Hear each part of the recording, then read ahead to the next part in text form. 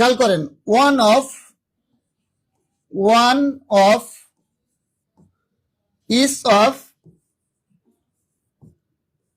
either of neither of,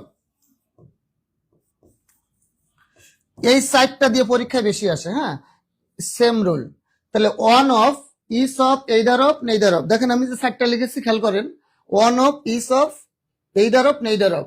এদের পরে যে নাউন বা প্রোনাউনটা বসবে সেই নাউন বা প্রোনাউনটা হবে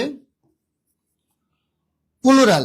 নাউন বা প্রোনাউনটা হবে প্লুরাল, কিন্তু এরপরে যে ভার্বটা বসবে সেই ভার্বটা হবে কি সিঙ্গুলার।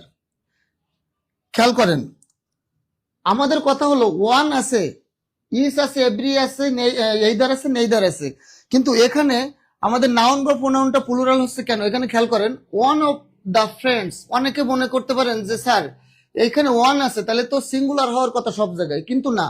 ধরেন আমি যদি বলি যে আমাদের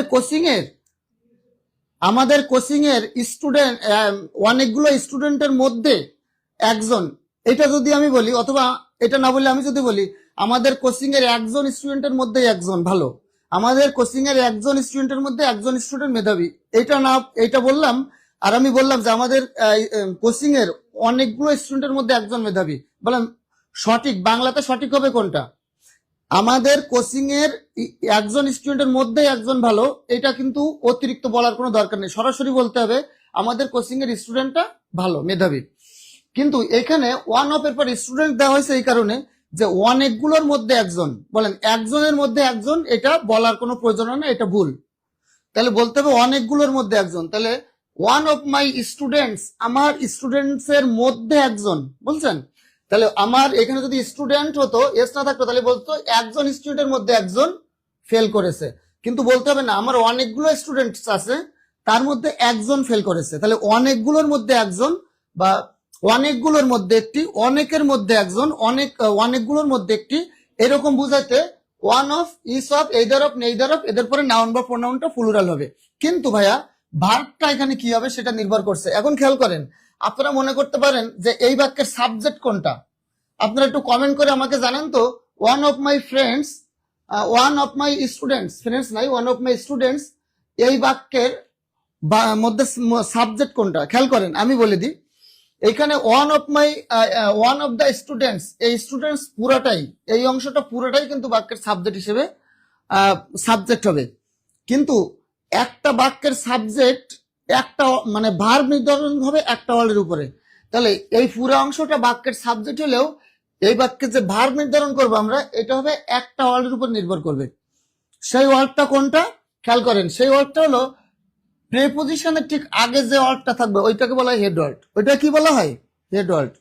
ঠিক আছে, যেমন আপনারা কিছু মাইন্ড করবেন না, আমি আচ্ছা তাহলে ওয়ান অফ মাই ফ্রেন্ডস, দেখেন এখানে ওয়ান অফ দ্য স্টুডেন্টস, এই স্টুডেন্টসটা এখানে প্লুরাল দেওয়া আছে, কিন্তু আমরা স্টুডেন্টস অনুযায়ী ভার্ব নিব না, ভার্ব নিব কোনটা অনুযায়ী? ওয়ানের উপরে, কারণ ওয়ানের অনুযায়ী, কারণ অনেকগুলো স্টুডেন্টের মধ্যে একজন, তাহলে ওয়ানের জন্য এখানে ভার্বটা হবে সিঙ্গুলার। এখন খেয়াল করেন এখানে আছে ফেইল্ড, ভার্বের ভিতরি ফর্ম। ফেইলটা কি বলেন তো? ভার্বের ভিতরি ফর্ম। এখন দেখেন উইলের পরে কোনোদিন ভার্বের ভিতরি ফর্ম বসে না, উইলের পরে ভার্বের মূল ফর্ম, বেস ফর্ম বসে। উড একটা মডাল অক্সিলারি, এরপরেও কখনো ভিতরি ফর্ম বসে না, এরপরে ভার্বের বেস ফর্ম বসবে। আর হ্যাভ আর হ্যাজ, এই দুটার পরে ভিতরি ফর্ম বসে। বলেন হ্যাভ আর হ্যাজ এর পরে ভিতরি ফর্ম বসে। এখন আমার কথা হলো হ্যাভ এবং হ্যাজ এই দুটার মধ্যে আমরা কোনটা নিব? আমরা আগেই বলেছি যে ওয়ান হলো সিঙ্গুলার, তাহলে এইটাই অনুযায়ী আমাদের ভার্ব নিতে হবে। তাহলে ওয়ান অনুযায়ী যদি আমরা নিই তাহলে হ্যাভ আমরা নিতে পারবো না, আমাদের নিতে হবে কোনটা? হ্যাজ। আমার কথা কি আপনারা বুঝতে পেরেছেন? দেখেন উইল এরপরে ভার্বের ভিতরি ফর্ম বসানো যাবে না, উড এর পরে ভার্বের ভিতরি ফর্ম বসানো যাবে না। আর হ্যাভ হ্যাজ এর মধ্যে আমরা কোনটা নিব? হ্যাভ হ্যাজ এর মধ্যে আমরা হ্যাভটা নিতে পারবো না, কারণ হ্যাভ হলো প্লুরাল, আমরা ভার্ব নিব ওয়ান অনুযায়ী, তাহলে এখানে হ্যাজ হবে অ্যান্সার। বুঝতে পেরেছেন? যেমন প্রাথমিক শিক্ষক নিয়োগ পরীক্ষা 2024 সালের তৃতীয় ধাপের যে সর্বশেষ ধাপের পরীক্ষা হয়েছিল, ওইখানে একটা কোশ্চেন এসেছিল one of my friends is, আর দুইটা ভার্ব দেওয়া ছিল এল ওয়াই আর। তাহলে ওয়ান অফ মাই ফ্রেন্ডস আছে ঠিকই, কিন্তু আমরা ফ্রেন্ডস অনুযায়ী ভার্বটা নিব না, আমরা ভার্বটা নিব কোনটা? ওয়ান অনুযায়ী। তাহলে ওয়ান হলো সিঙ্গুলার, এজন্য ভার্বটা কি হবে সিঙ্গুলার ইজ হবে ওই কোশ্চেনের